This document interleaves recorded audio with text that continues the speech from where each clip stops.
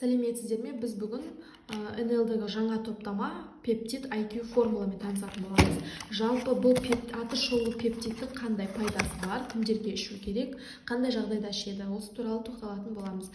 Жалпы мына қолымдағы менің пептид IQ формула бұл мидың жұмыс жасау жүйесін жақсартады. Ең бірінші бізге ми физикалық және психикалық белсенділігін арттырады, мидың есте сақтау қабілетін жақсартады, яғни эмоционалдық өзгерістер кезінде ағзаны күйзеліске түсуден қорғайды, шаршау, әлсіздік, ұйқышылдық сезімдерін төмендетуге көмектеседі, қан айналым жүйесін ішінен жақсарта отырып, олардың серпімділігін ретке келтіреді.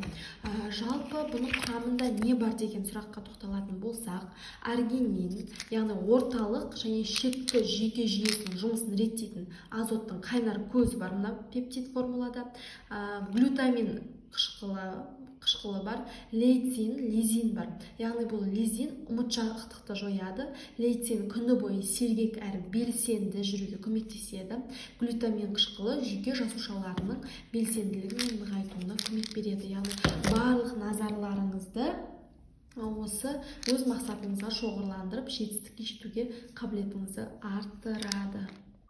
Ал артинин мидағы метаболизмді реттейді, тианин есте сақтауды жақсартады, мидың белсенділігін арттырады, жылдам ойланып шешім қабылдауға көмектеседі. Қазіргі таңда көп кітап оқитын, немесе өзінің есте сақтау қабілетін жақсартқысы келіп жүрген, тестке, ұбт-ға дайындалып жүрген балаларға ұсынсаңыздар болады. Результаты жақсы,